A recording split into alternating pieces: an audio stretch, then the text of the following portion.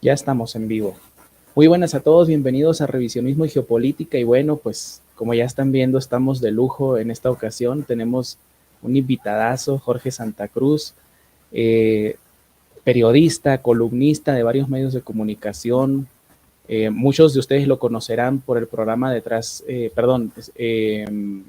se me está yendo el nombre, don Jorge. Justo Detrás de la razón, Samuel. Detrás de la razón, exactamente. Iba a decir Detrás de las cortinas, mi libro. Iba a decir. Bueno, ya me di promoción ahí directo. Qué Don bueno. Jorge, muchísimas gracias por aceptar la invitación y bueno, si quiere hacer usted una presentación personal. Samuel, muchas gracias. Jorge Santa Cruz, periodista mexicano, ya lo dijo usted, con 41 años de trayectoria, profesor universitario, profesor de periodismo, consultor independiente en temas de periodismo y de comunicación, y una persona a la que le gusta mucho leer, leer y tratar de descifrar los significados. En México tuvimos la fortuna de contar con don Salvador Borrego Escalante. Él escribió más de 50 libros, murió en la Ciudad de México hace 3 años, a la edad de 103, rebasó el siglo. Sus obras cumbre fueron Derrota Mundial y América Peligra. Y en materia de periodismo escribió uno muy interesante que lleva por título Periodismo Trascendente. En Periodismo Trascendente, don Samuel, el maestro Borrego, en paz descanse, explicó que más que el hecho, la noticia es el significado del hecho. Y es aquí donde se cruzan los caminos del periodismo y de la historia. Porque en realidad la historia no es la mera presentación cronológica ordenada de sucesos, sino la historia estudia la interpretación de esos hechos. Por supuesto que puede haber distintas interpretaciones. Su servidor hoy, y le agradezco mucho la invitación, para mí es un honor, dará una interpretación. Quedará en la audiencia, a quien presento mis respetos, quedará en la audiencia tomar lo bueno, desechar lo malo, tratar de corroborar lo que se dice y procurar sacar una conclusión benéfica a nivel personal, a nivel de nuestra comunidad y a nivel de la humanidad. Entonces, muchas gracias, don Samuel, para servirle siempre. No, muchas gracias a usted, don Jorge. Y precisamente eso fue algo de lo que me llamó mucho la atención, aparte de todo su trabajo, ¿no? Y de los medios de comunicación en los que se desarrollan, que son medios muy reconocidos. Esa mención que usted, y permítame decirlo valientemente, porque no cualquiera se atreve a citar ni a mencionar a don Salvador Borrego, porque luego lo tachan de nazi, ¿no? Al que lo menciona. Eso a mí la verdad que me gustó mucho. Agradecer, por cierto, antes de continuar, a nuestros amigos de Sinaloa Noticias que nos dan siempre soporte técnico con estas plataformas y a nuestro amigo mutuo Nabor Cornelio, que ya nos ha hecho el favor de comunicarnos. Bueno, pues sin más dilación, don Jorge, me gustaría que profundizáramos en un tema que está usted tratando en Detrás de la Razón, donde habló de la modernización de la OTAN. Ahora resulta que las personas que nunca desecharon este organismo de defensa y hay que llamarlo también de agresión porque a través de la OTAN se han llevado guerras de agresión y destrucción tremendas en Medio Oriente, siempre funcionan en función a lo que ordenan desde los Estados Unidos, porque como siempre lo digo, Europa por desgracia se convirtió en una colonia anglo-estadounidense después de la Segunda Guerra Mundial, Y hoy en día alegan que Vladimir Putin está llevando una guerra de agresión cuando sabemos los que nos hemos profundizado en el tema que a Vladimir Putin no se le dejó salida, don Jorge. Y ahora resulta que los que alegan la agresión están por modernizar aún más un ejército tan poderoso, tan avasallador, como ya lo preveía Clarence Street en su libro de 1937, Union Now, en el que abogaba por crear un ejército avasallador para crear lo que él llamó en aquella ocasión un gobierno mundial democrático. Usted mencionó 9 puntos. ¿De qué se trata esto, don Jorge? Sí, don Samuel, perdón que tengo aquí a mis dos mascotas, mis dos perros. Bueno, la verdad, perritos. Son grandes, pero son perritos. Tocaron el timbre de la casa y ladraron. Traté de silenciarlos. Híjole, ¿de qué se trata esto? Se trata, primero, usted mencionaba a don Salvador Borrell. Bueno, espero que los ladridos de Troya y de Máximo no disminuyan la calidad de la transmisión. Si no, yo le ruego que usted me silencie por respeto a las audiencias y yo le hago la señal de que ya puedo continuar. No se preocupe, don Jorge, estamos totalmente en vivo y suele pasar. A mí me ha caído mi gato en la cabeza, o sea, mi gatita en la cabeza, así que no hay ningún problema por ese sentido. Déjeme decirle que amo profundamente a los animales. Igual me parecen criaturas maravillosas. Pero bueno, comencemos por el tema de don Salvador Borrell. Corrí el año de 1968, cuando México y el mundo, buena parte del mundo, sufrían las convulsiones de los movimientos, entre comillas, estudiantiles. Y uno de los días de 1968, cuando ya México estaba también debajo de esa ola expansiva de la subversión internacional, llegó mi señora madre, en paz descanse, la periodista Guadalupe Santa Cruz de la Mora, también murió hace 3 años, el mismo año que don Salvador. Ella fue discípula de don Salvador Borrell. Y llegó y me entregó 2 libros muy gruesos, muy gruesos, en papel periódico, bueno, en papel con el que se elaboraban los periódicos. Me dijo, toma para que te vacunes.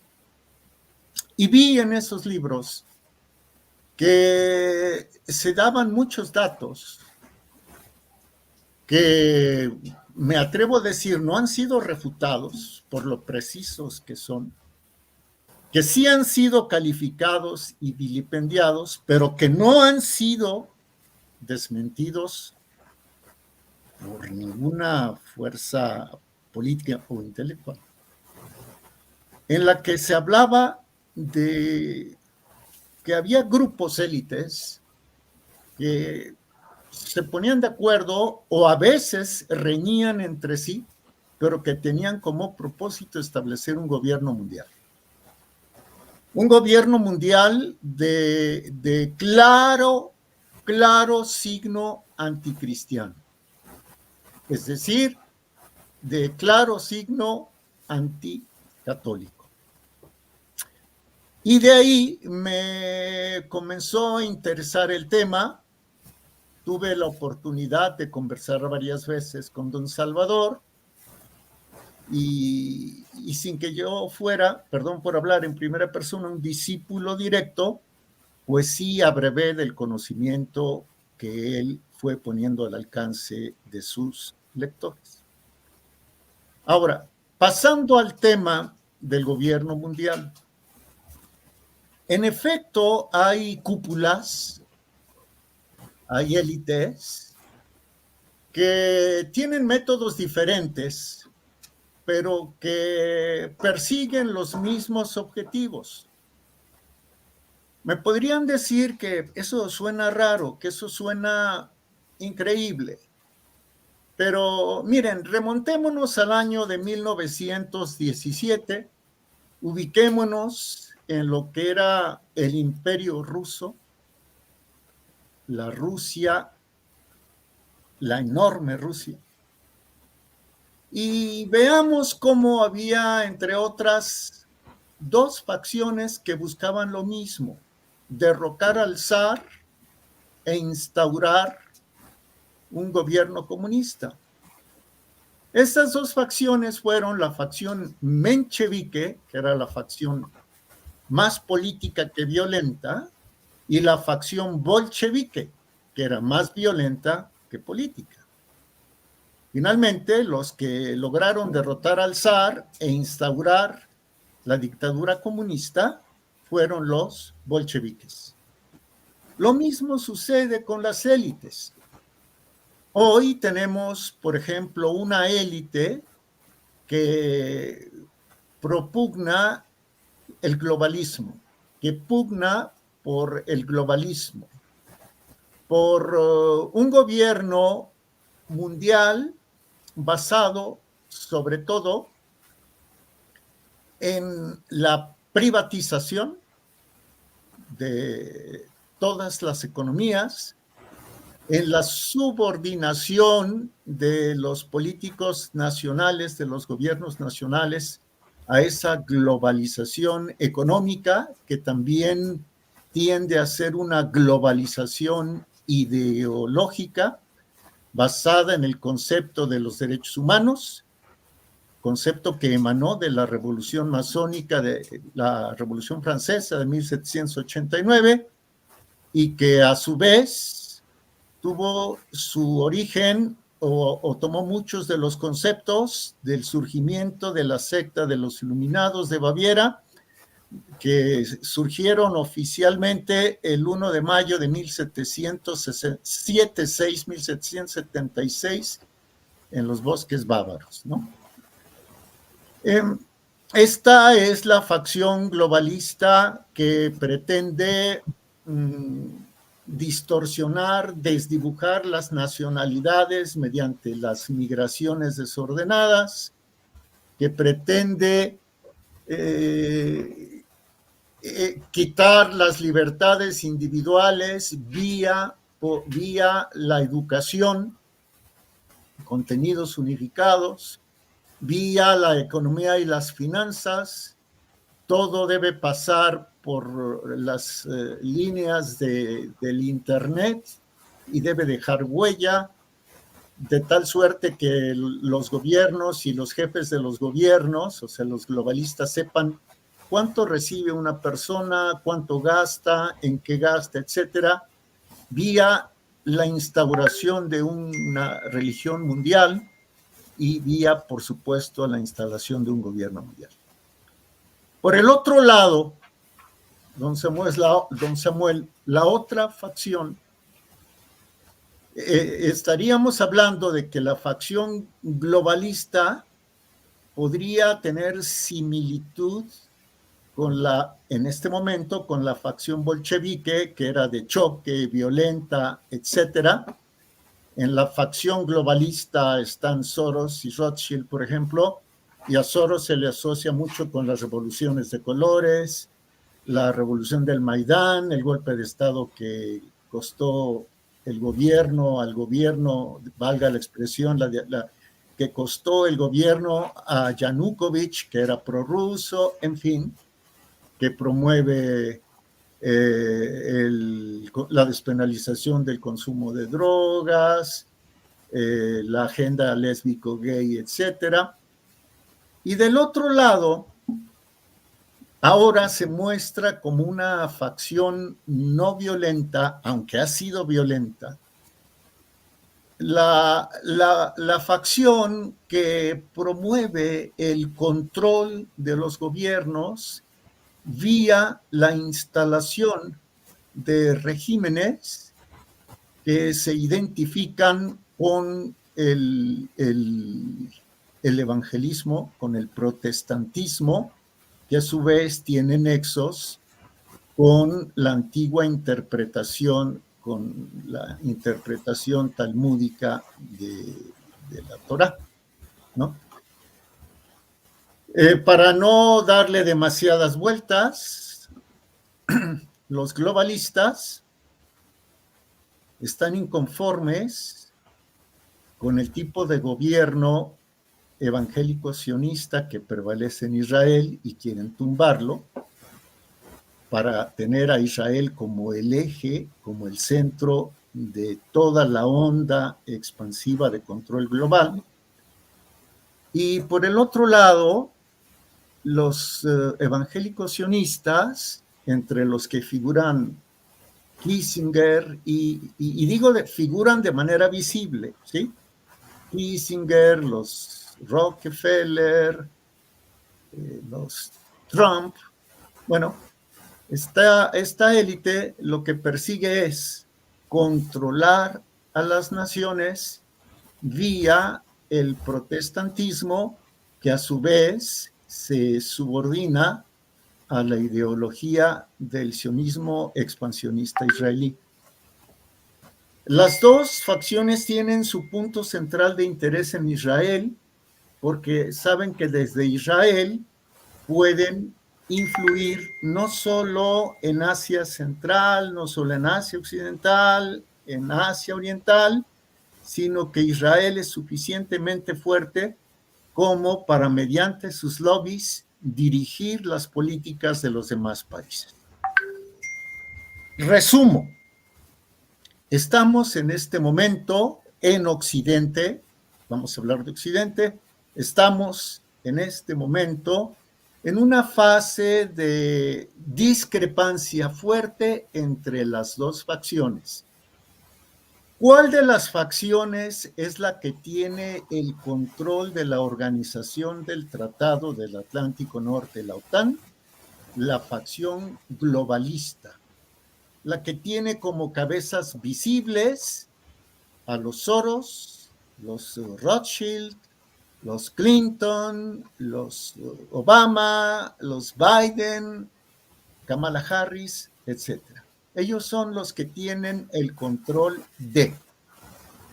Los que en este momento no tienen ese control, pero que tienen una influencia importante en naciones que son ya potencias militares, por lo menos de segundo orden, son los evangélicos sionistas que apoyan al gobierno supremacista israelí, pero que además tienen fuertes nexos con el gobierno ruso de Vladimir Putin y con el gobierno chino de Xi Jinping. No puede entenderse, don Samuel, y por favor interrúmpame cuando guste. No, don Jorge, usted siga, yo lo estoy escuchando, estoy apuntando aquí para que al final que haga su aporte, para hacerle o más bien hacerle otras preguntitas por ahí que me surgen. Me encanta. No puede entenderse el poderío chino sin la gestión que hizo a su favor uno de los jefes visibles de la élite evangélico-sionista en este momento, que se llama Henry Kissinger. Él hizo que el capital, entre comillas, occidental, se fuera a China, invirtiera en China y permitiera que China copiara tecnologías. Henry Kissinger es el gran promotor de la China comunista actual. Y Henry Kissinger fue el mismo que en Davos contradijo a Soros, diciendo que para que hubiera paz en Europa, Ucrania debía hacer algunas concesiones territoriales. Soros dice lo contrario, Soros dijo lo contrario en Davos hace unos días, y Soros llamó a derrocar a Putin y a derrocar a Xi Jinping.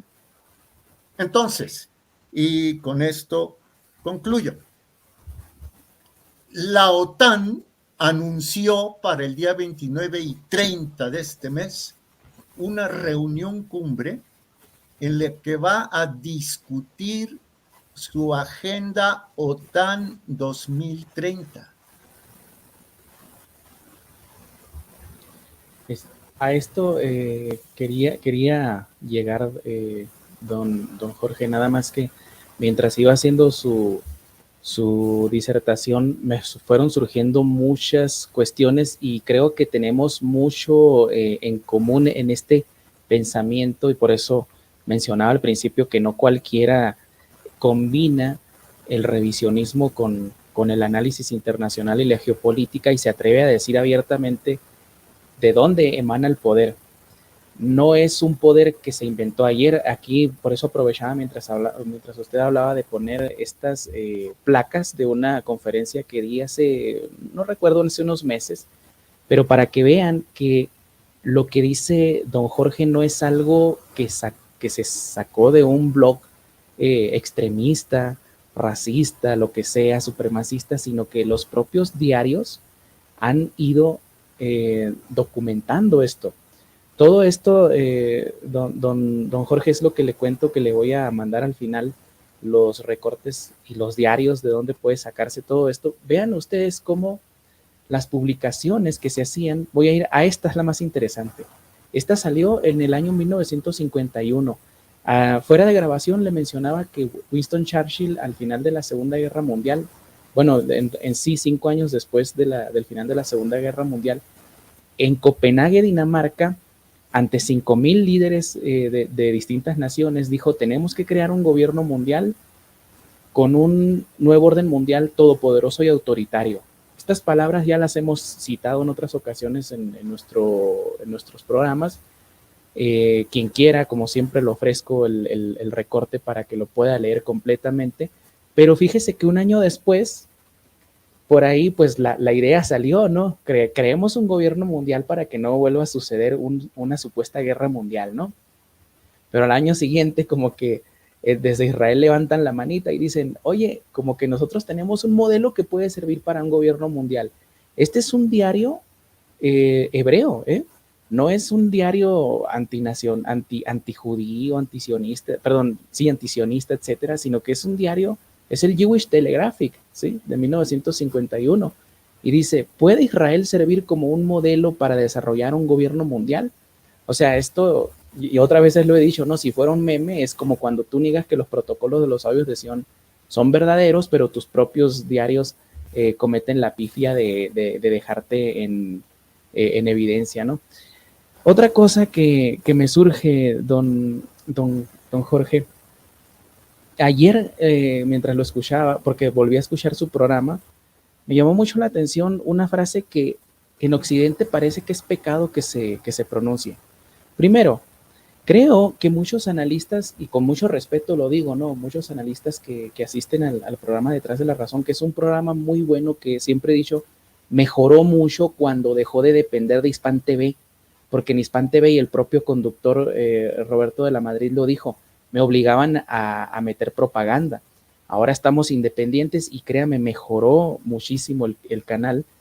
Eh, yo creo que muchos que van no alcanzan a comprender esa visión que tiene usted de no inclinarse ni hacia Putin ni hacia Occidente.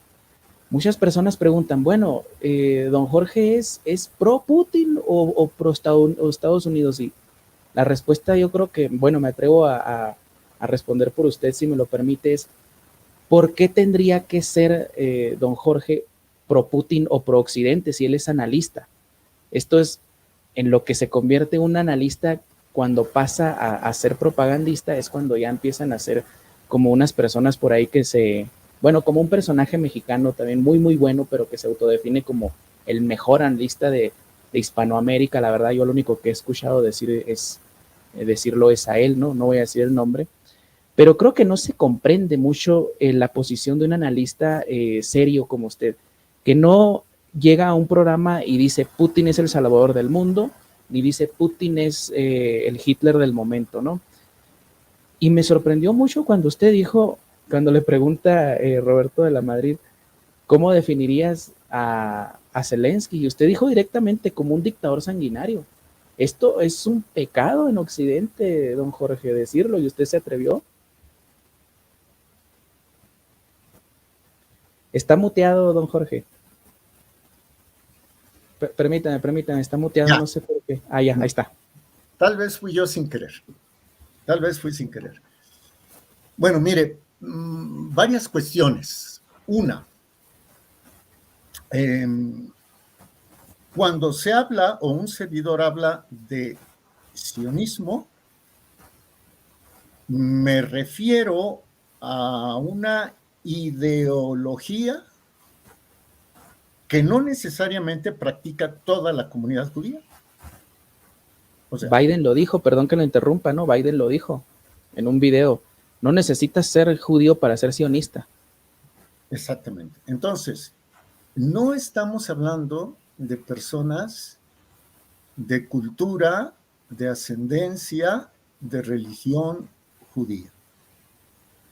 No estamos haciendo una apología de quienes critican a tal o cual grupo o étnico o cultural.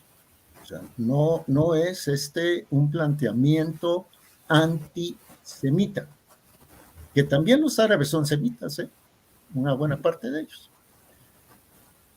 Luego, alguna vez le comenté a don Salvador, le pregunté, disculpe, maestro, ¿hay razas superiores? En la actualidad ya no se habla de razas, se habla de grupos étnicos o de culturas. Cuando su servidor le preguntó esto a don Salvador Borrego Escalante, su servidor que tiene ahora 64 años, ha de haber tenido 44. Y la respuesta del maestro Borrego fue, no hay razas superiores ni razas inferiores. Hay culturas superiores. Culturas que, valga la expresión, se cultivan más. ¿De acuerdo? Entonces, digo esto porque el sionismo sí proclama una superioridad, incluso llamémosle así, política, si no es que racial.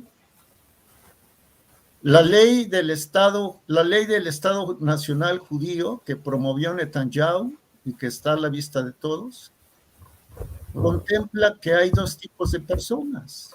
Personas de primera, los judíos que viven en Israel, y de segunda, los árabes que viven en Israel.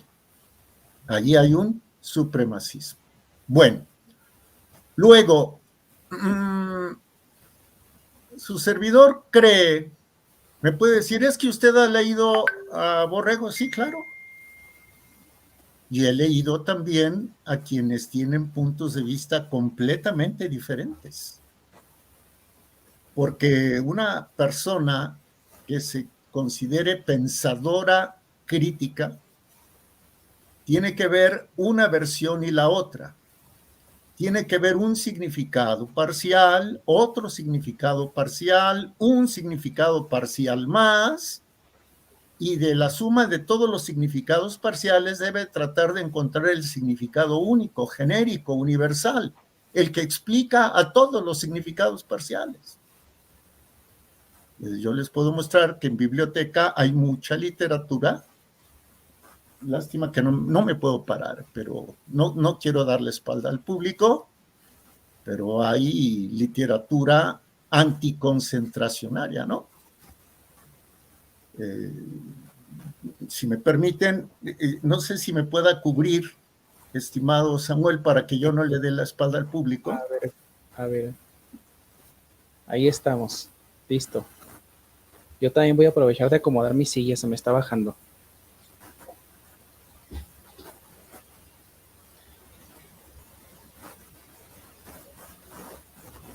Aquí estoy. Solamente voy a mostrar dos de los libros. ¿Sí? Uno es muy conocido, que se llama Los hornos de Hitler. Sí, se dicen cosas tan raras como que, bueno, algunos cálculos que supuestamente en 2 años ya se habrían muerto 42 millones de judíos en los campos de concentración. Aquí está este libro. Y aquí hay otro que derivó, esto es el libro que derivó en una obra de teatro que después propició que a su santidad el Papa Pío XII le llamaran el Papa de Hitler. Ujú. ¿Sí? Bueno, entonces se tiene que leer de un lado y de otro. Y se tiene que buscar la verdad en un lado y en otro. La verdad debe estar en algún sitio. Exacto. Y está a nuestro alcance como personas, obviamente, pues, si somos personas dotadas de inteligencia, el buscarla y el tratar de compartirla. Bien, dicho lo anterior, trataré de resumirla en una frase que ya no pude decir en el programa anterior, pero que me da mucho gusto poderla compartir con usted y su público. La verdad no tiene ideología.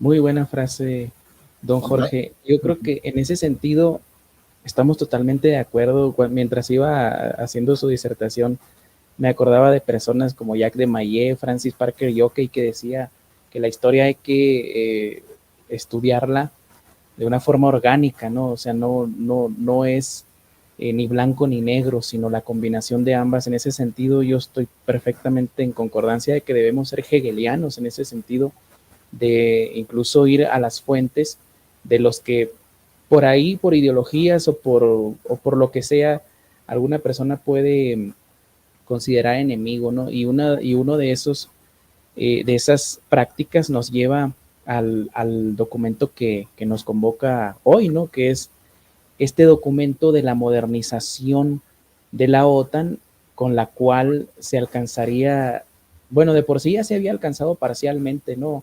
Al terminar la Segunda Guerra Mundial y crear esta organización del Tratado del Atlántico Norte, que suma todos los ejércitos de cada nación, que todavía tiene algunas restricciones, tengo entendido, pero con esta modernización se romperían muchos paradigmas y la OTAN se convertiría básicamente en el ejército mundial que estaba siempre destinado a ser, don Jorge. Sí, por lo menos se convertiría en el ejército mundial, o por lo menos en el ejército occidental, en el ejército de América del Norte y de Europa. Déjeme tocar brevemente el tema de Zelensky, que no lo respondí.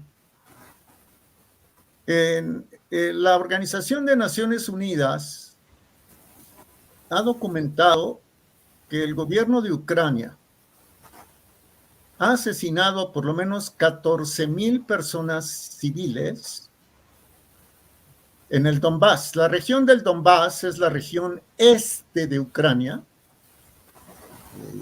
hace prácticamente frontera con Rusia. Y concretamente en dos provincias o dos repúblicas que ya se proclamaron independientes, que son Lugansk y Donetsk.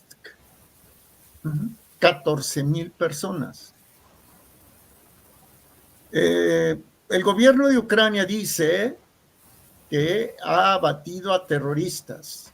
El gobierno ruso dice que han sido personas civiles de ascendencia eslava rusa. Entre una y otra versión, lo cierto es que hay 14,000 muertos. Y esos muertos no los mató, valga la expresión, esas personas no fueron privadas de la vida por Rusia. Ahora, se tendría que hacer una investigación profunda, independiente, para que aflorara la verdad. ¿Cuál es el problema? El problema radica en que evidentemente Ucrania no acepta que se lleve a cabo una investigación. Como la Unión Soviética no aceptaba que se hiciera una investigación, por ejemplo, de la matanza ocurrida en los bosques polacos de Katyn, donde fueron asesinados entre 15,000 y 20,000 oficiales, los mejores del ejército polaco, y que le atribuyeron ese crimen de guerra a las fuerzas de la Alemania nacionalsocialista. La verdad salió después y se supo que efectivamente la Unión Soviética, que Stalin habían ordenado la matanza de este grupo de oficiales, más de 15,000. Es una cifra parecida a la de las víctimas de Donetsk y Lugansk. Ahora,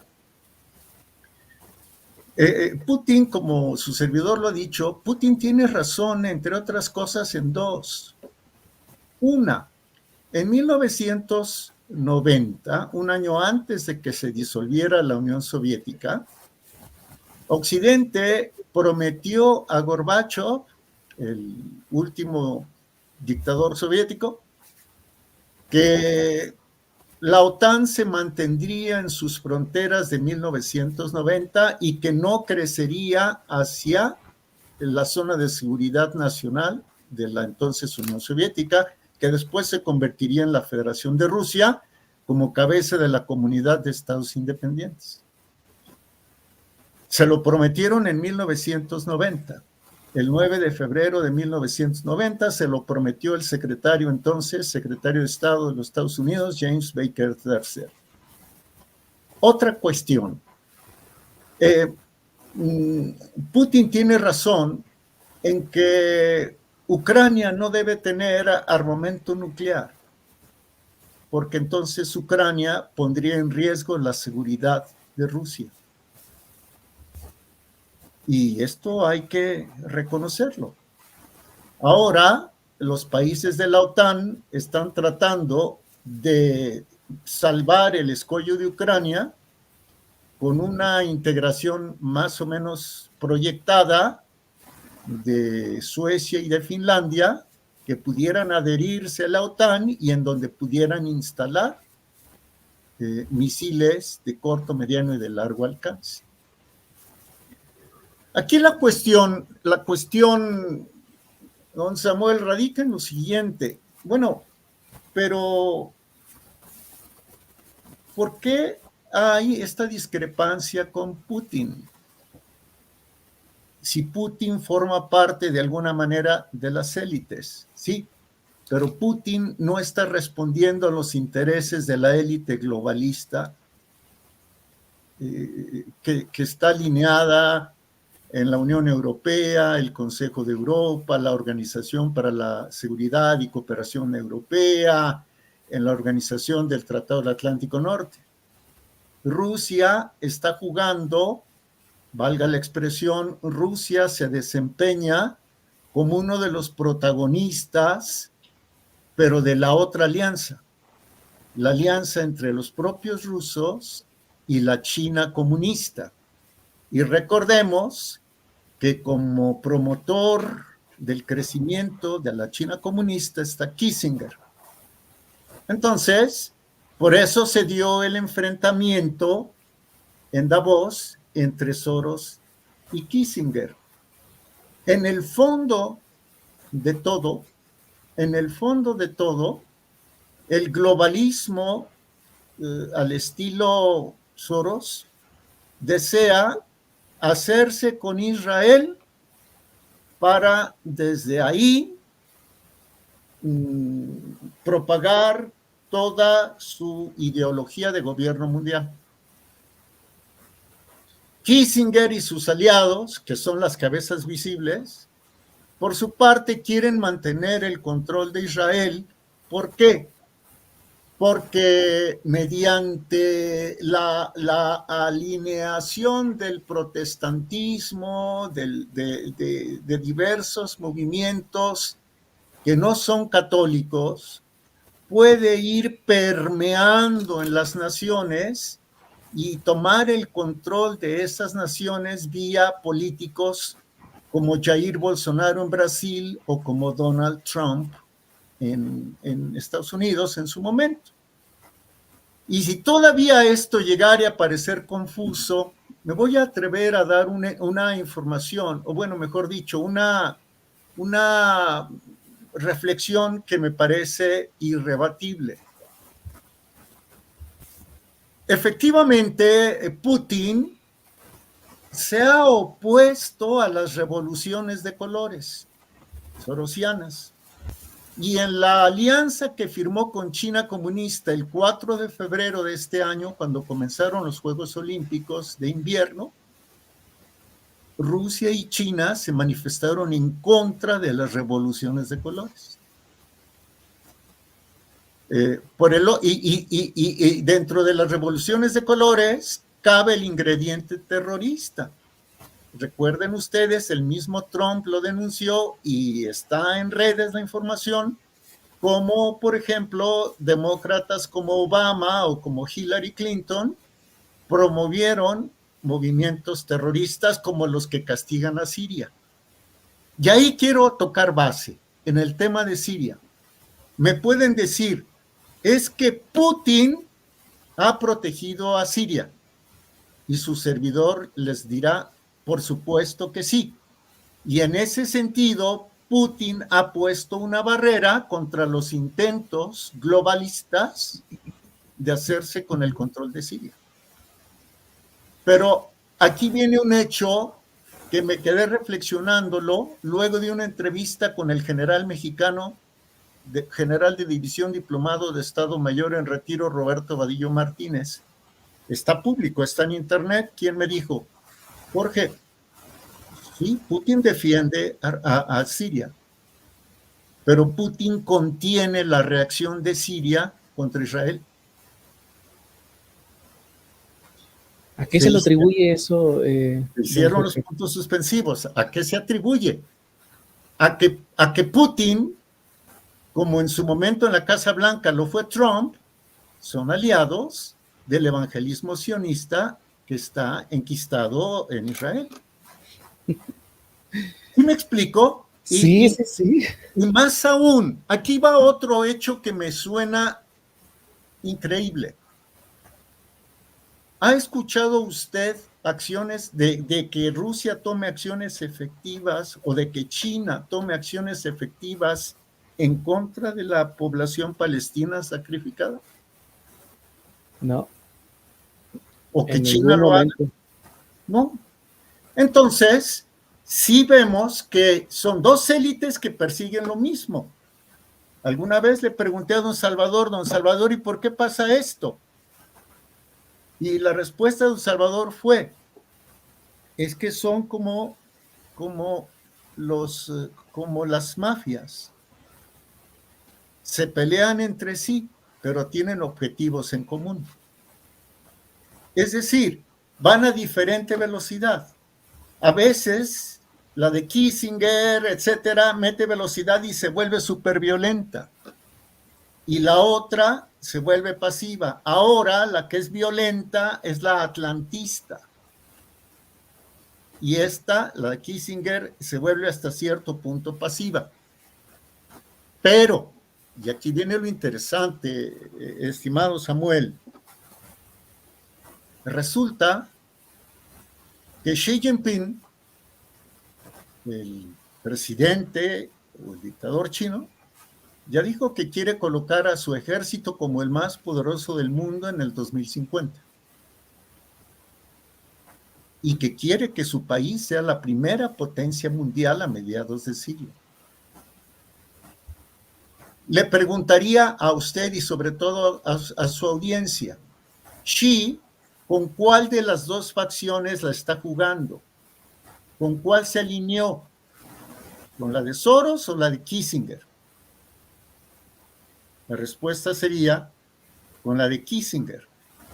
Entonces, la de Kissinger le está apostando al desgaste de la facción atlantista para mantener su status quo una vez que China logre ser considerada como la primera potencia del mundo. China lo tiene todo en materia económica, Rusia no. México exporta más que Rusia. Rusia tiene 144 millones de habitantes, México tiene 126. México tiene menos de 3 millones de kilómetros cuadrados, Rusia tiene 17 millones de kilómetros cuadrados. Entonces, Rusia es una potencia aeroespacial. China es una potencia no solo militar en tierra, se está convirtiendo en una potencia aeroespacial también. ¿Qué es lo que su servidor ve? En principio veía Jorge Santa Cruz un mundo tripolar. Estados Unidos, Rusia y China, conforme a los planes de la Comisión Trilateral, fundada por los Rockefeller. Pero resulta que la economía rusa no despega. Entonces lo que estamos viendo es que el mundo se constituirá en un mundo bipolar por ahí del 2050, 2060, con un polo en la alianza entre Norteamérica y Europa y en otro polo con la alianza entre Moscú y Beijing. Y en estas dos alianzas hay élites que impulsan a una y a otra. Espero no haber revuelto los temas, estimados amigos. No, don Jorge, porque de hecho, mire, estamos cayendo en algo que precisamente, y yo ayer le mencionaba que estábamos en un simposio con grandes analistas. Para mí fue realmente un orgullo, aprovecho para decirlo, estar con grandes analistas de habla hispana. Y en esta yo presenté un tema que lo titulé Objetivo Destruir a Rusia, porque desde el 2014, y aquí va a hilvanar esto con lo que me comentaba, ¿no? Del nuevo mundo bipolar en el que básicamente Rusia quedaría por fuera, quedaría como una potencia de segundo orden, mientras su papel que había ejercido desde el final de la Segunda Guerra Mundial hasta los años 90, cuando cae la URSS, sería tomado por China. Me llama mucho la atención porque muchos de los proyectos, periodistas ucranianos, diplomáticos ucranianos, ahorita voy a poner las capturas de pantalla, están hablando de que la única solución para lidiar con Rusia es balcanizarla, trocearla en pedazos y crear por ahí uno de los diplomáticos, el embajador Oleksandr Oleksandrovich, embajador de Serbia, el embajador ucraniano en Serbia. Él dice que la única solución es destrozar a Rusia e intervenir. Obviamente está hablando porque está repitiendo lo que le viene dictado desde Occidente, ¿no? Desde Estados Unidos. Él dice que habría que intervenir Ucrania en la creación de estados de spin-off, los llamó él, ¿no? Estados pequeños que fueran funcionales a Occidente, mientras que lo que es Rusia, pues quedaría solamente la frontera de Bielorrusia hacia Moscú, y frontera con Asia sería los montes Urales. Entonces se llamaría Moscovia. Ahorita voy a poner la captura de pantalla. Entonces la pregunta que le hago es, ¿será? Porque Hillary Clinton también apareció hace poco en la CNBC diciendo que en el próximo orden mundial no cabía Rusia, que no era posible una Rusia tal como la conocemos.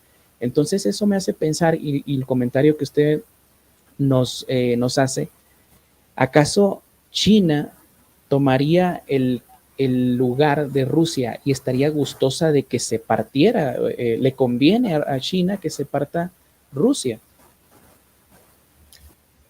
Caramba, qué pregunta, ¿eh? Bueno, a ver, antes de contestarla, le planteo lo siguiente, y lo voy a decir con toda la transparencia del mundo. Hay aspectos ideológicos, doctrinarios, o más bien de carácter ideológico, que considero correctos en Vladimir Putin. Por ejemplo, la defensa de la vida y la defensa del matrimonio entre hombre y mujer. Me parece también acertado que se permita la práctica de la religión católica ortodoxa en Rusia. Eso me parece muy conveniente. ¿Qué me parece peligroso? Que finalmente las políticas del presidente Putin vayan en auxilio o en justificación de gobiernos que a todas luces son dictaduras y dictaduras de orden comunista. China es la principal. Número 2, le puedo mencionar la de Cuba. Número 3, le puedo mencionar la de Venezuela, por ejemplo, ¿no? El presidente Putin no se ha deslindado de manera franca y abierta del comunismo. Y además maneja un discurso en el sentido de que Occidente le escamotea el mérito a Rusia, a la Unión Soviética entonces, de haber derrotado a las fuerzas del eje, a las fuerzas de la Alemania nacionalsocialista. El presidente Putin sabe perfecto que sin la asistencia de Estados Unidos hubiera sido imposible que le ganara la guerra a la Alemania nazi. Yo les sugiero a nuestro público que vean todo lo que se envió de parte de Estados Unidos a la Unión Soviética vía la ley del arriendo, el comercio y el arriendo, creo que se llama. Y es impresionante. Amén de que la diplomacia de Estados Unidos engatusó a Japón y lo propició que Japón atacara la mitad de la flota menos buena o ya más antigua de Estados Unidos en Pearl Harbor, la otra mitad estaba a salvo, y con esto Japón dejó de atacar a la Unión Soviética por el lado de Siberia y evitó que se cerrara la pinza entre los alemanes y los japoneses. Esa fue una maniobra estratégica para los fines de ellos muy buena. Puede consultar la gente que nos ve eso. Por el otro lado, el apoyo que dio Estados Unidos a Inglaterra y a Francia también fue crucial. Sin el apoyo estadounidense a las dos, entre comillas, democracias, la británica y la francesa, hubiera sido imposible, o por lo menos se hubieran tardado un poquito más en derrotar a los alemanes. Putin mantiene entonces, en ese sentido, el mismo discurso ideológico soviético y también habla de que en Ucrania están los nazis. Aquí yo quisiera abrir un paréntesis. Están los nazis, dice Putin. Es curioso, le pido a la gente que recuerde que Hitler invadió Polonia el 1 de septiembre de 1939, con lo que inició la Segunda Guerra Mundial. Y que Polonia le hizo frente a Alemania porque tenía la promesa de Londres y de París de que sería asistida militarmente, de que entrarían en su defensa militar Londres y París. 15 días después, la Unión Soviética invadió la otra mitad de Polonia. La Alemania nacionalsocialista y la Unión Soviética se dividieron Polonia. Luego, entonces, los dos, Alemania nacionalsocialista y Unión Soviética, son responsables de la invasión a Polonia. Pero cuando Alemania perdió la guerra, no, en los juicios de Nuremberg y demás, porque hubo decenas de juicios, no solo estuvieron los fiscales y jueces, porque fueron del mismo país, fiscales y jueces de Estados Unidos, de la Gran Bretaña, o sea, el Reino Unido, de Francia, sino también de la Unión Soviética. Y entonces la Unión Soviética fue juez y parte. Si la Unión Soviética invadió Polonia como los nazis, quiere decir que es corresponsable, en ese sentido, también de crímenes, ¿no? Pero la Unión Soviética fue juez y parte. Bueno, ¿qué sucede ahora? Que Putin mantiene la tónica discursiva soviética, con lo cual nos revela que efectivamente él, a pesar de que ha habido apertura, etcétera, él mantiene en su fuero interno una aceptación de lo que hicieron los soviéticos, los comunistas en su momento. Y creo que sí respondí, no sé si haya otra pregunta, no sé si me salí por la tangente. Pues mire, don Jorge, yo estoy encantado porque el canal se llama Revisionismo y Geopolítica. A veces hacemos revisionismo, a veces hacemos geopolítica, pero ahora estamos haciendo ambas, revisionismo y geopolítica, ¿no? Entonces yo estoy encantado. Si por ahí nos salimos, nadie ha dicho nada en los comentarios, han dicho buenísimo, muy bien, qué excelente invitado, etcétera. Grata sorpresa, el maestro Jorge Santa Cruz con Samuel, dice Nietzsche Zani. En fin, o sea, la gente está súper contenta de estarlo escuchando. El tema central era lo de los 9 puntos de la OTAN, pero yo excelente de que sigamos por aquí, porque por otro lado, bueno, le mostraba la imagen, ¿no?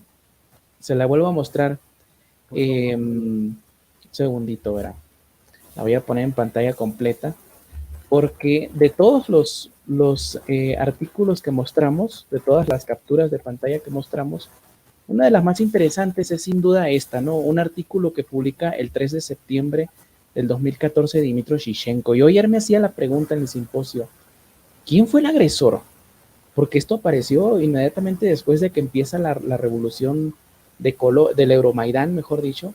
Dmytro Shishchenko publica este mapa en el cual, pues sí, voy a tratar aquí de marcar con un color que sea distinto al rojo. A ver, acá.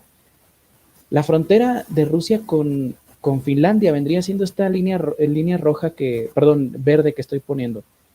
Pero si se fijan, y si ve acá, don Jorge, este señor está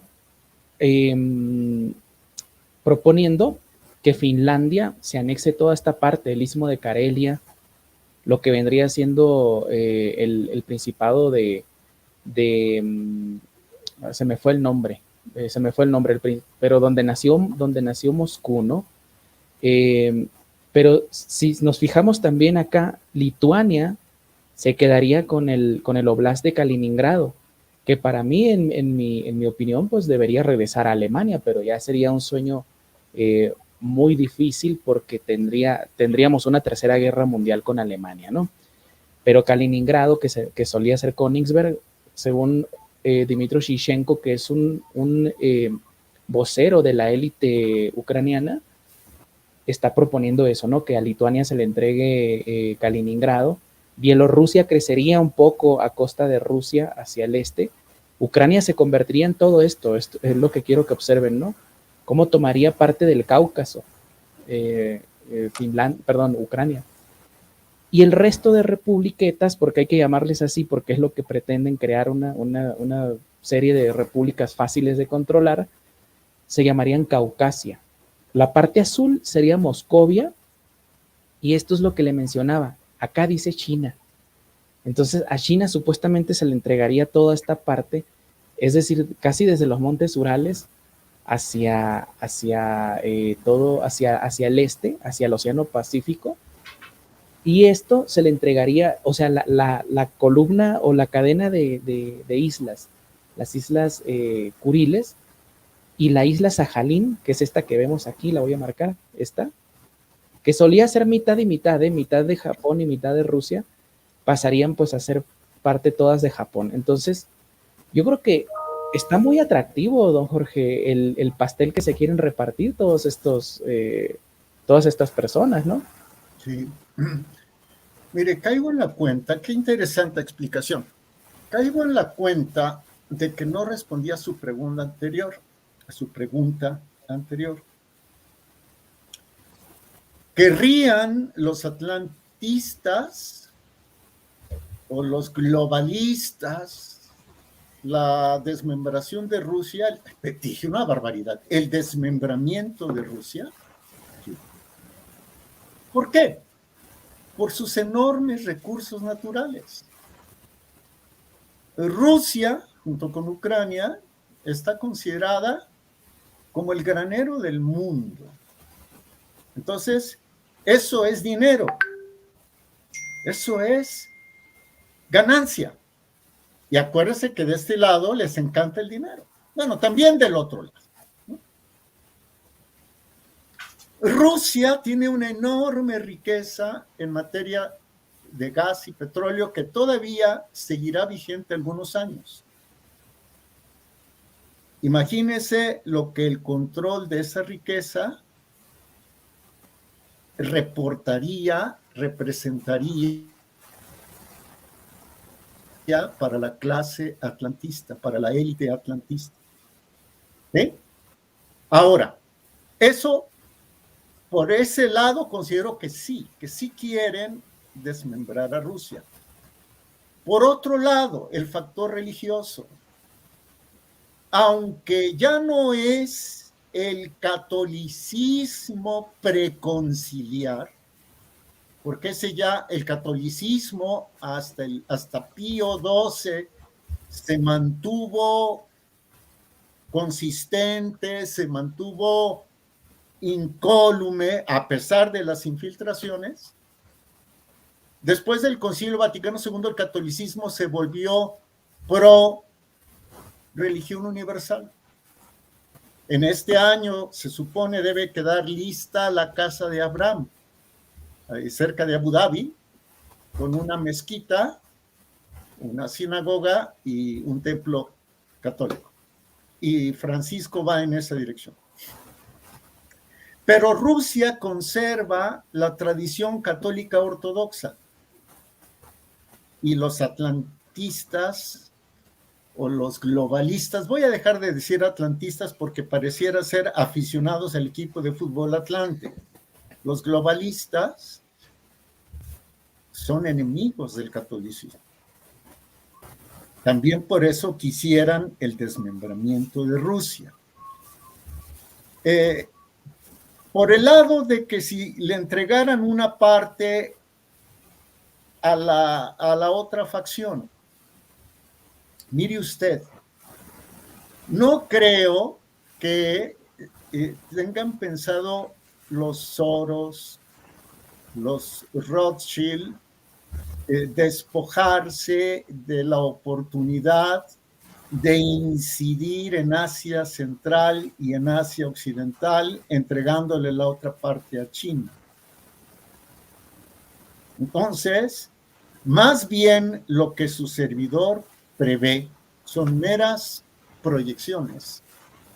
Es que China, una vez constituida como la superpotencia del Oriente, pudiera, sí, con el pretexto de que se amenaza su seguridad nacional, pudiera tratar de incorporar a esa porción de Rusia, ¿no?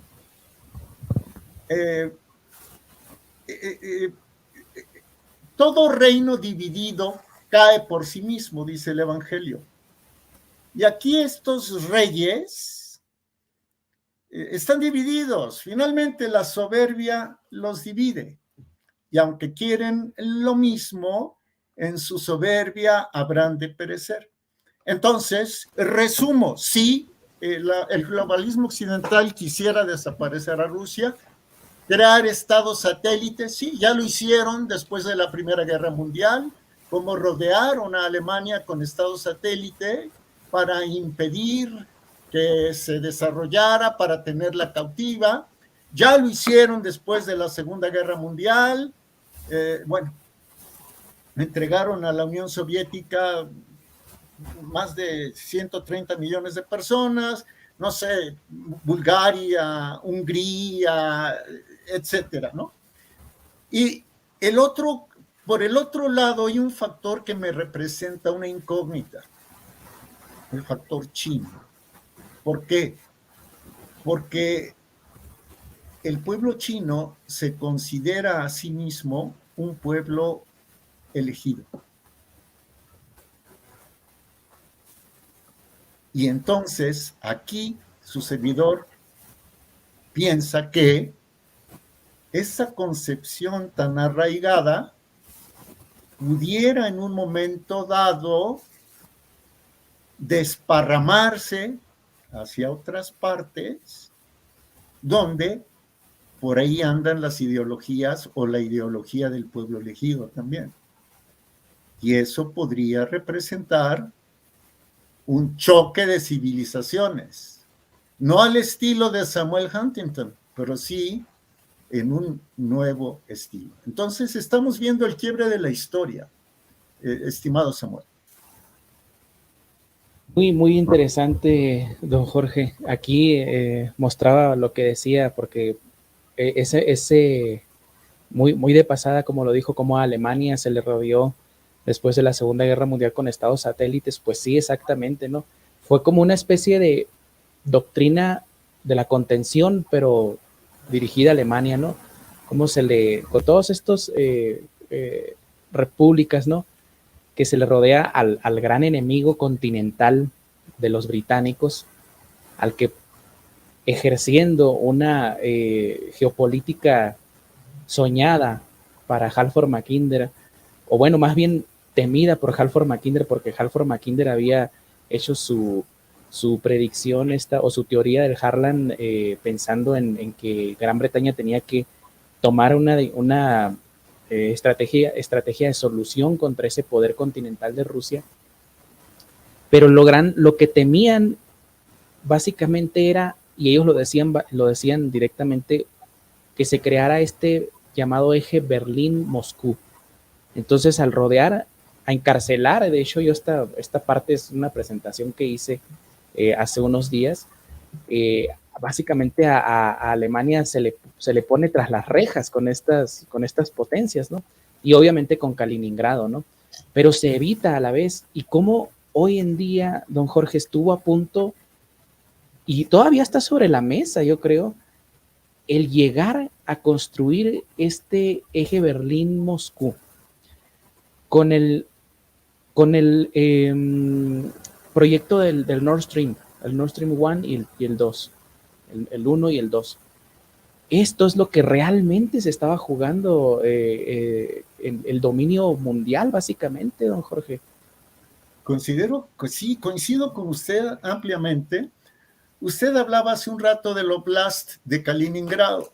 Bueno, ese es uno de los puntos de abastecimiento de gas ruso a Alemania, que ahora está interrumpido. El asunto no solo es, insisto, de índole militar, sino también de índole económica y financiera. Imagine usted si Alemania se hubiese decidido por recibir el abastecimiento del gas natural ruso a través de, ya no solo del Nord Stream 1, sino del Nord Stream 2. ¿No? ¿Qué hubiera pasado si Alemania hubiese fincado su próximo desarrollo inmediato, económico, con su vertiente industrial y militar con base en el gas ruso? Evidentemente, ¿quién ganaría? Hubiera ganado Moscú, hubiera ganado Berlín, hubiera perdido Washington. ¿Sí? Entonces, como Alemania, a través de sus dirigentes, finalmente, hasta el momento, hasta hoy que estamos a 6, ¿no? 6 de junio. Sí. Hasta hoy está detenido eso.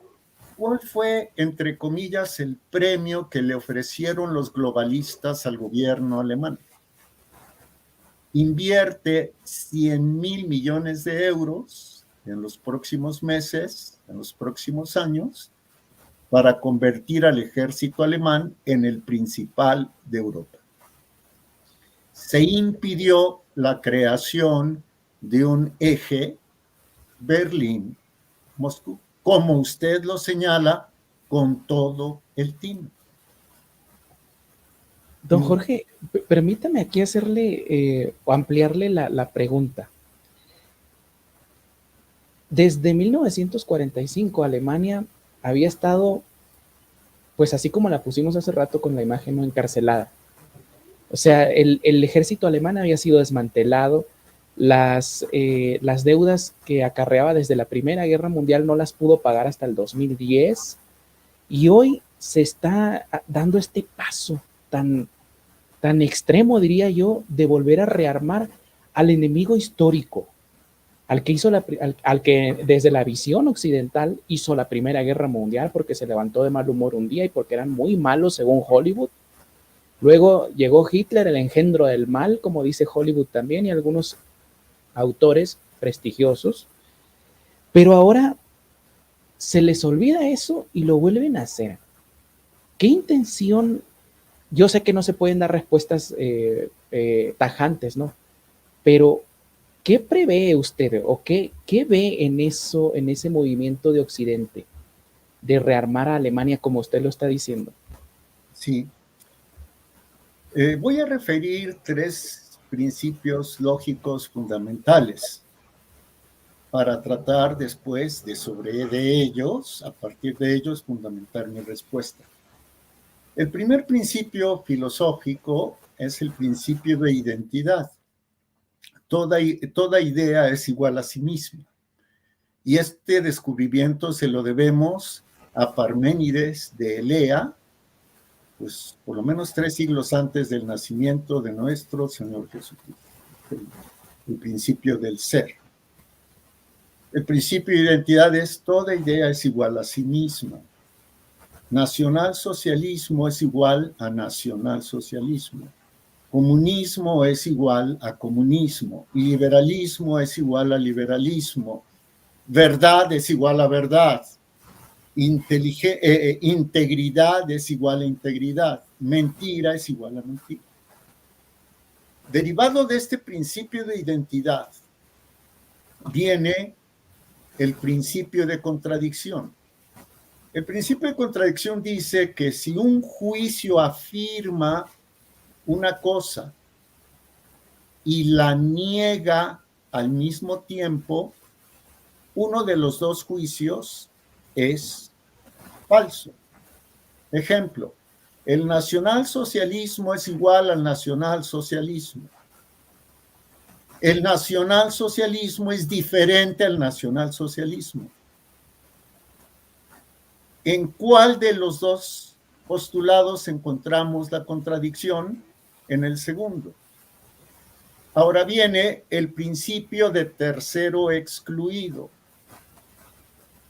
Si un juicio afirma una cosa y otro juicio la niega, no puede haber una opción intermedia. Si la verdad es igual a la verdad,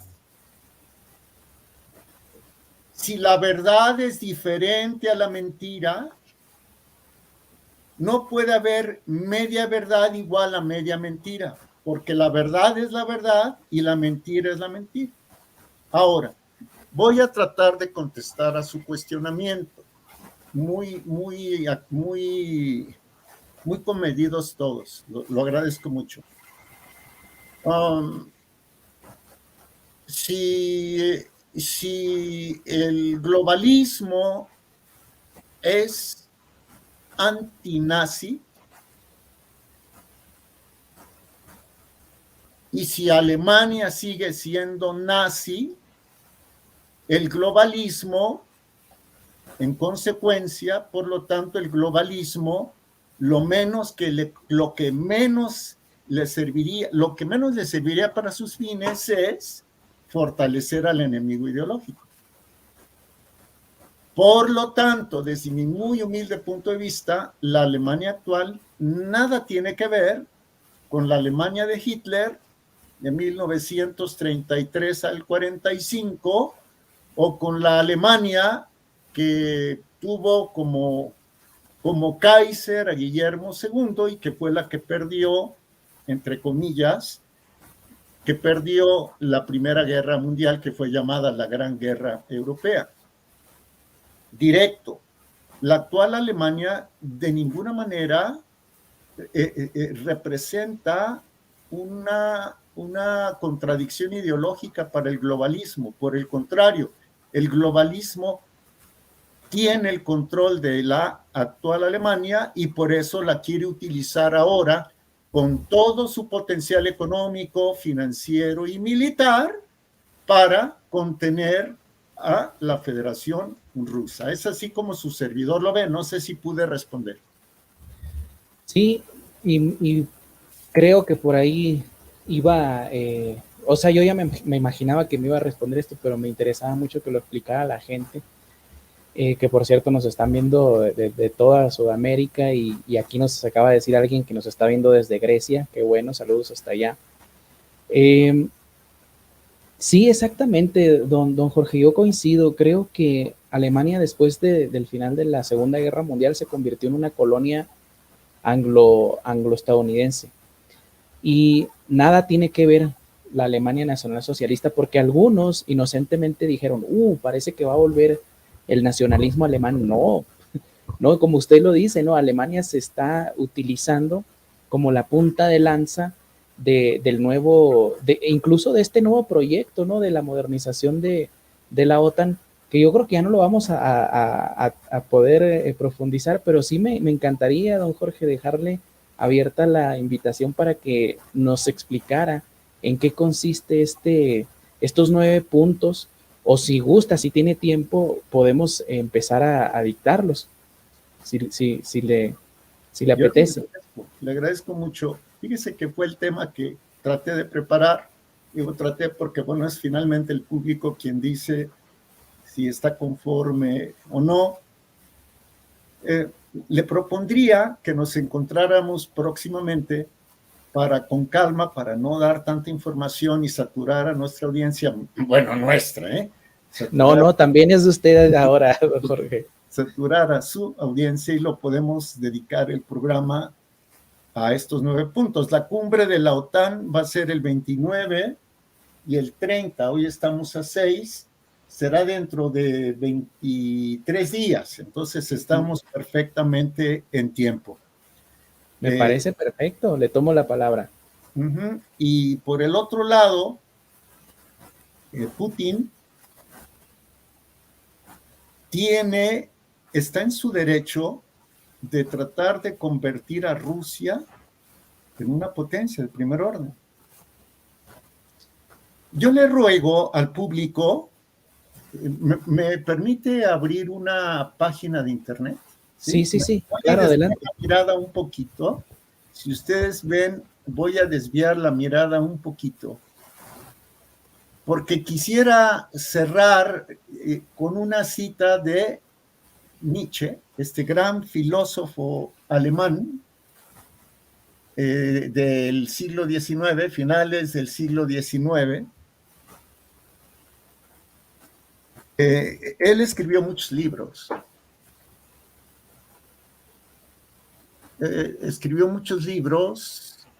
Y en uno de ellos,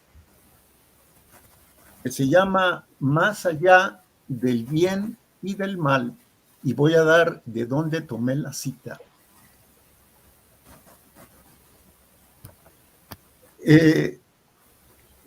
Preveía un escenario como el que estamos viendo y como el que se dio en el siglo XX. Perdonen ustedes que voltee hacia otro lado. En el año de 1886, Friedrich Nietzsche publicó un libro que se llamó Más allá del bien y del mal. Habían transcurrido 15 años de la guerra franco-prusiana, la que derivó en la institución de la Primera República Francesa y en el Primer Reich alemán. Y ese año, ¿mande usted? Segundo Reich. Sí, perdóneme. Sí. Dije primero. Sí, el primero fue el imperio, el Sacro Imperio Romano Germánico. Exactamente. El segundo, el de Guillermo II. Ajá. El de Guillermo II.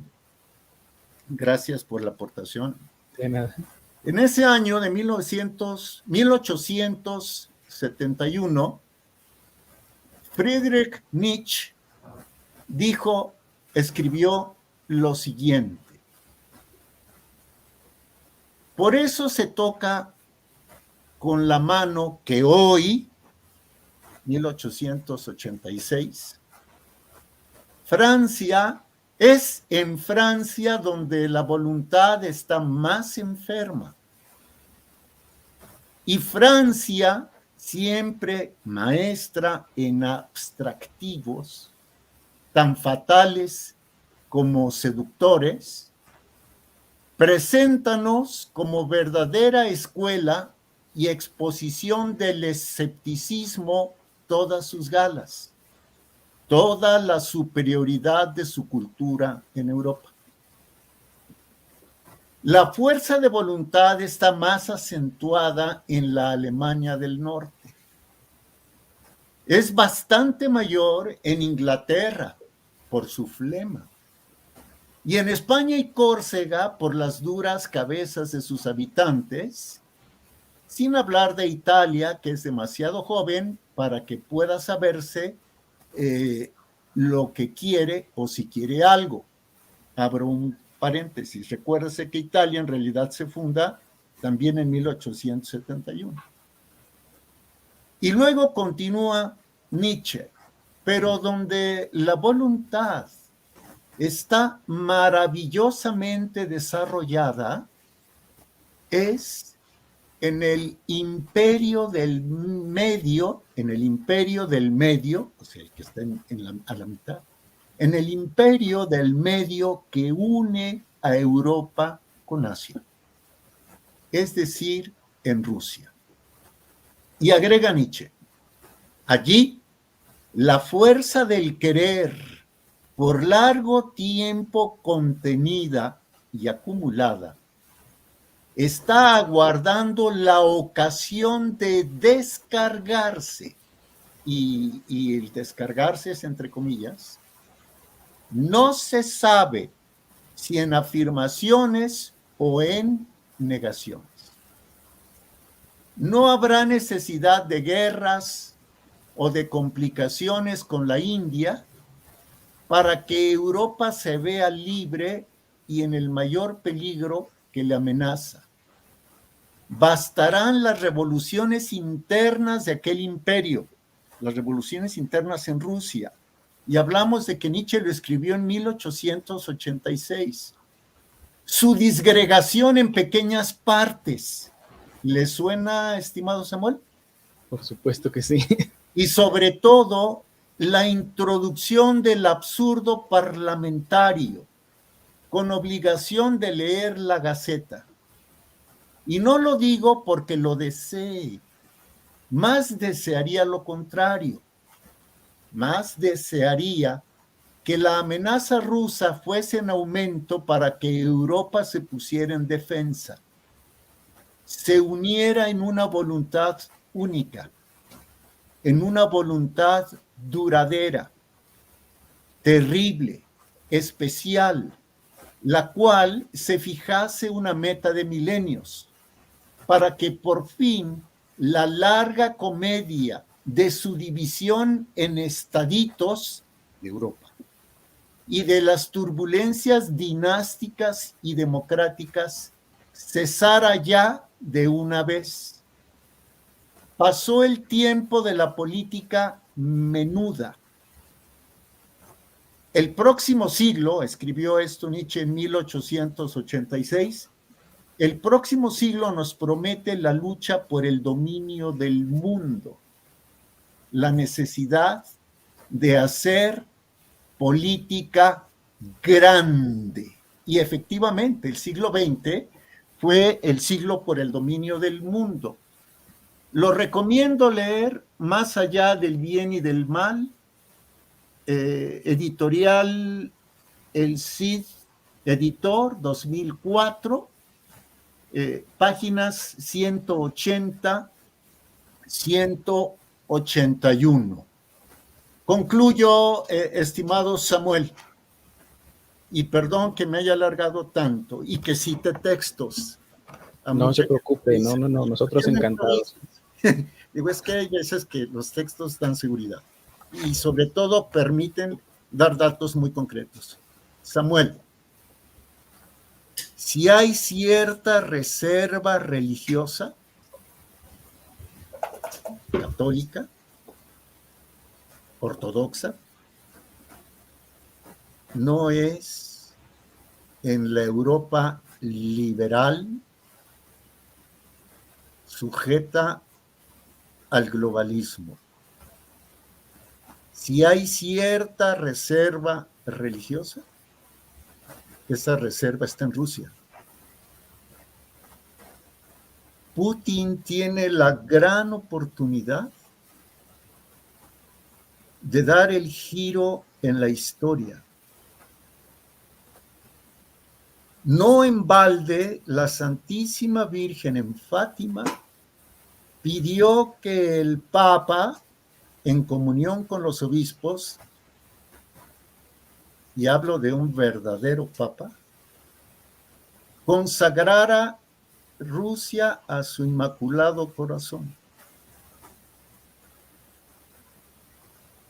Es en Rusia donde se defiende el matrimonio de hombre y mujer.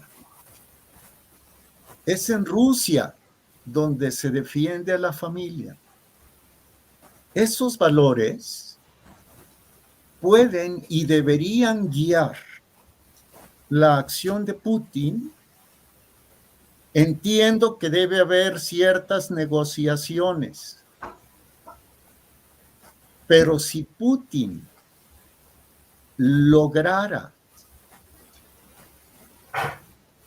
que Europa se diera cuenta de lo que ya decía Nietzsche en 1886, y si Putin lograra lo que tantas veces le planteó a Merkel, un acuerdo de seguridad común, entonces ese acuerdo de seguridad común fortificaría a Europa y a Rusia frente a la amenaza china.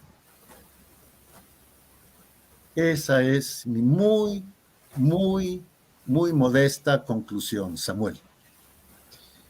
Don Jorge, nosotros encantados en muchos aspectos, estoy totalmente de acuerdo. Mucha gente sigue pensando que desde Rusia emana el nefasto comunismo, siendo que la élite, los que controlan los destinos del mundo, vieron que no iba a funcionar mucho porque son muy poquitos esclavos comunistas en Rusia, se lo llevaron a China con 1.400 esclavos, 1.400 millones de esclavos comunistas sirviendo a un sistema supercapitalista.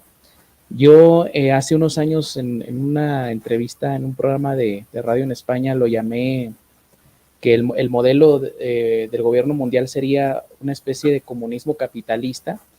Hoy le llaman capitalismo inclusivo desde el Vaticano, bien esponsoreado por el Papa globalista Francisco y por el Fondo Monetario Internacional, que ya ve que siempre se han preocupado por los pobres, ¿verdad? Ellos.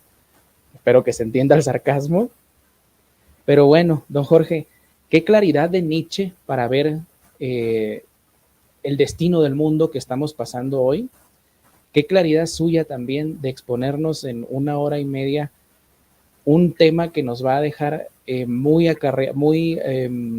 en línea de lo que vamos a tratar próximamente, que es la modernización de la OTAN, que ya no lo vimos ahora, pero excelente lo que acabamos de ver hoy. Y don Jorge, ya para despedirnos, el día de mañana va a estar en el noticiero Señal Global, en el cual también tengo el honor de ser colaborador. Nada más me gustaría que nos mencione rapidito qué tema va a tratar para estar pendientes mañana.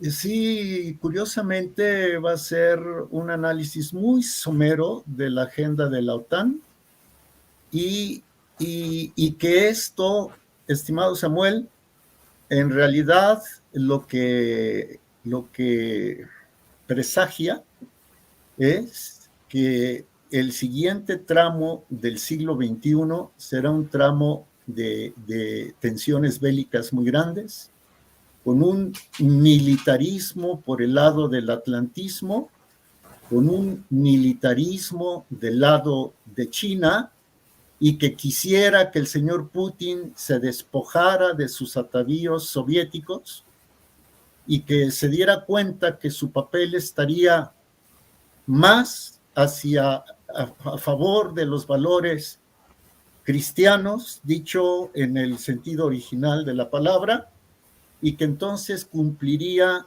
con una gran misión en la historia de la humanidad. Militarismo atlantista, militarismo chino y en cierto modo militarismo soviético.